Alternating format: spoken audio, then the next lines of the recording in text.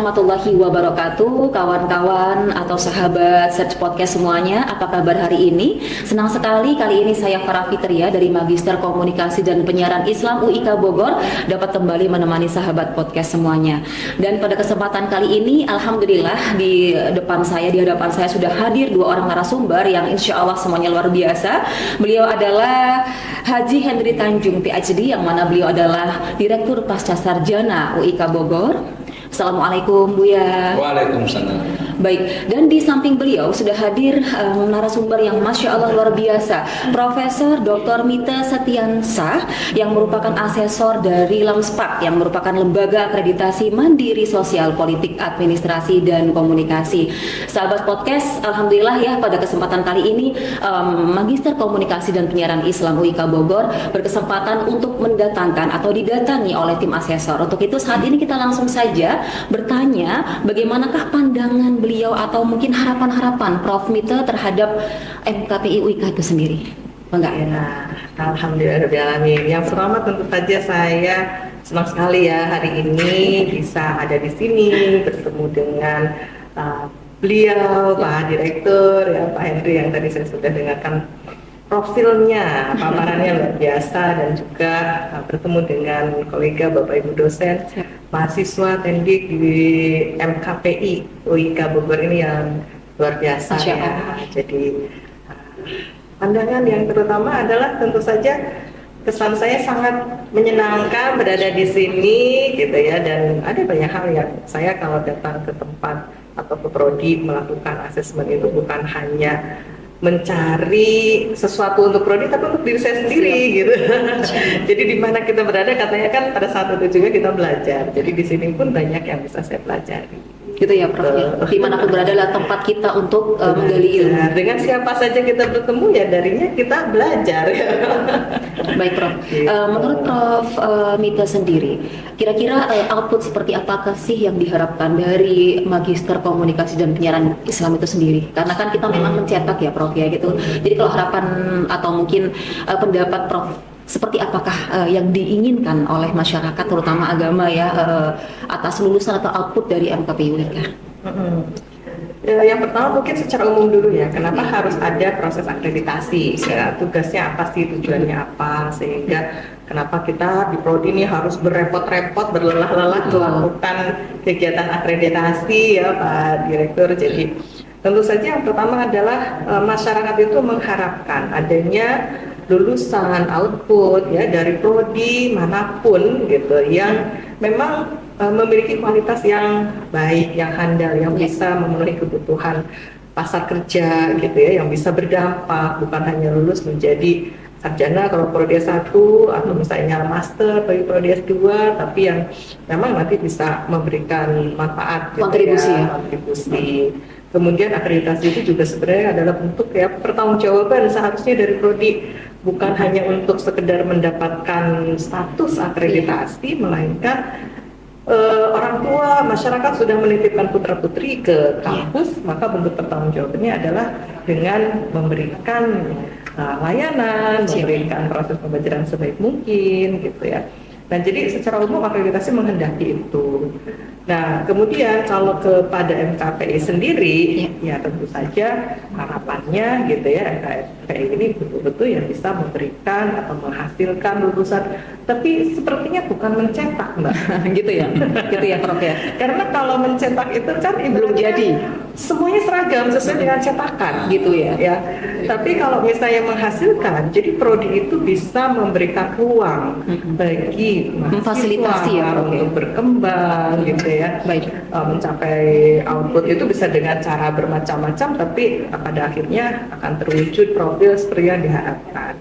Ya berarti kalau dari MKPI nomor satu ya tentu saja menjadi sosok-sosok yang memang bisa menyampaikan, mengkomunikasikan komunikator ya, kebaikan ya kepada semua orang, komunikator gitu. Kemudian juga peneliti, berarti kan menjadi peneliti yang handal, sociopreneur katanya ya. Betul, Nah itu harus juga diwujudkan sehingga apa yang disampaikan di awal sebagai bentuk promosi mungkin ya ada di dalam leaflet ya itu adalah janji yang harus dipenuhi ya, menghasilkan luaran yang seperti apa. Masya Allah. Dan mahasiswa masuk ya tadi mendapatkan ruang untuk berkembang. Karena kalau sekarang kayaknya sudah nggak zaman ya ketika mahasiswa itu dicetak sesuai dengan kehendak dari masing-masing dosen gitu, tapi justru diberi ruang berekspresi agar Berproses, bisa ya. berproses lebih baik. Jadi dalam satu angkatan mungkin setiap mahasiswa itu akan punya kelebihan yang berbeda-beda gitu ya, sama-sama magister komunikasi, tapi yang ini minatnya apa, yang ini kekuatannya ada di mana, dan itu terfasilitasi semua. Ya semoga sih. Tapi kayaknya kalau saya lihat dosen tadi ya sudah wawancara dengan mahasiswa juga, tapi mahasiswanya semuanya happy kuliah di sini gitu. Berarti ruang bagi mahasiswa untuk berproses juga sudah terfasilitasi di sini ya. Apalagi tadi juga disampaikan Bu Prodi, katanya kalau di kampus itu ada iman, ilmu, amal. Nah, itu menjadi keunikan sendiri, keunggulan sendiri dibanding prodi-prodi lain yang. Tapi ada istilah baru, Prof. Kuliah sembari ngaji. Nah, itu tadi ada istilah baru gitu. Iya, ya. Karena emang ada basis Islami yang kuat juga gitu kan dari teman-teman, dari menginfluence kami yang mungkin pengetahuan agamanya masih kurang tuh, jadi kayak kami tuh langsung tertrigger juga gitu loh. Iya, ya karena memang sebenarnya kan belajar apapun ngaji ya. Mengkaji gitu. Mengkaji ilmu gitu kan. Jadi dimanapun kita berada pada saat itu kita sedang ngaji sebenarnya ya. Cuman kalau di Indonesia konotasi mengaji itu agama. Nah gitu, iya betul sekali. Iya. Luar biasa, itu juga bisa menjadi keunggulan. Baik. Jadi seiring dengan akreditasi itu sebenarnya juga amanah juga sekaligus tanggung jawab ya, Prof. Jadi masyarakat tidak lagi bertanya-tanya bagaimanakah MKPI kalau memang sudah ada lembaga akreditasi, otomatis sudah melakukan asesmen atau melalui asesmen ya. Jadi tidak perlu diragukan lagi tentang lulusan MKPI UIK karena sudah melalui tahap-tahap yang memang sudah diinginkan oleh masyarakat dan juga lembaga yang memang sudah ditunjuk. Baik, untuk Buya selaku Direktur Pasca Sarjana, apakah ada yang ingin disampaikan?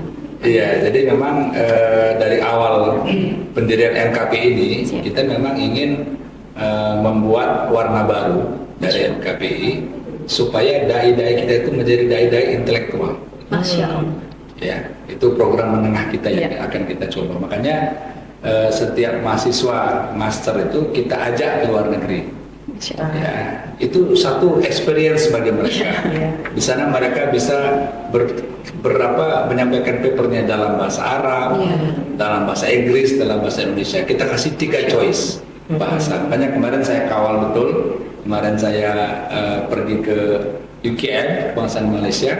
Mahasiswa kita itu presentasi dalam 3 bahasa. Iya. Jadi kalau yang terbiasa bahasa Arab, dia kan berbahasa Arab. Biasa berbahasa Inggris, dia berbahasa Inggris, berbahasa Indonesia, dia berbahasa Indonesia. Yang susah berbahasa Melayu. Saya kira yang susah ini, berbahasa Pakistan. Lama di Pakistan itu bahasanya apa ya, Pak? Urdu ini dipakai oleh 1,6 miliar manusia di dunia. Nomor 2 setelah bahasa Cina. Ya, jadi berarti kan banyak banget ya sebenarnya. Banyak banget, karena di Amerika itu, di Eropa itu orang India, Pakistan, Bangladesh banyak banget, termasuk di Jeddah juga banyak banget. Jadi saya ini menjadi bahasa asing keempat di Amerika. Jadi ini ya, kalau kita tahu bahasa kan kita akan terlepas daripada ketidakbenaran perilaku orang-orang ya kan, diberikan kalau dalam bahasa Arab kan. Jadi suatu ketika saya umroh, saya beli sajadah. Saya pertama pakai bahasa Arab dulu kan, bahasa Arab. 50 real nggak mau kurang. Saya habiskan bahasa Inggris, malah naik 55 real. Waduh, bahasa Urdu saya kan, langsung 35 real. Bayangin, ini kekuatan bahasa. Kenapa? Karena yang jualan orang India gitu. Jadi dia bilang, oh ini teman saya ini gitu kan, langsung drop bahasanya. Teman-teman marah-marah. Gitu. Inilah memang bahasa komunikasi kan intinya kan. Bagaimana kita bisa mengkomunikasikan ide-ide kita, apa yang kita harapkan dan gitu kan. Nah, jadi dalam 2 prodi kita ini kan ada PR 1, yang kedua ada dakwah digital. Nah, Nah, sekarang kan sudah menjadi kebutuhan, Betul. ya kan? Dakwah itu udah sekarang digital semua, gitu kan? Iya Bu ya. Semua itu YouTube ya. Saya pribadi lah misalnya, saya punya YouTube, saya punya TikTok, saya punya Instagram. Instagram, saya punya website, apa lagi? Facebook, ya kan? Masya Allah. Artinya apa? Artinya itu Media sudah menjadi dakwah kebutuhan. Ya kita bisa gunakan media itu daripada dipakai untuk yang lain kan, gitu. Betul. Ya. Nah, jadi bagaimana mereka secara mindset mereka menggunakan setiap kesempatan untuk dakwah. Nah inilah yang namanya dai intelektual itu kan. Masya Allah. Jadi dimanapun dia berada, dia bisa menggunakan media komunikasinya untuk dia bisa menyebarkan ide-idenya. Barangkali ini Sesuai dengan keunggulan kebutuhan zaman. WIKA ya. Masya Allah. Makanya internalisasi kita lakukan di setiap tahapan, baik itu di penelitian, di kolokvium, di pengabdian, gitu kan. Kita lakukan semua itu. Gitu Mbak Farah. Masya Allah Buya juga Prof. Mita, hari ini saya mendapatkan banyak siraman rohani sekaligus pengetahuan umum gitu ya, walaupun hanya beberapa menit. Baik, mungkin itu saja Buya Ya. dan juga Prof. Mita, terima kasih atas waktunya, insight-insightnya dan inspirasinya. Semoga rekan-rekan atau sahabat-sahabat Search Podcast bisa mengambil manfaat dari dialog kita hari ini, dan selamat bertugas kembali Prof. Mita dan juga Buya Henry. Dan begitu para sahabat Search Podcast semuanya, kami akhiri podcast hari ini. Semoga apa yang sudah kami sampaikan pada podcast kali ini bisa membawa manfaat. Wassalamualaikum warahmatullahi wabarakatuh. Waalaikumsalam.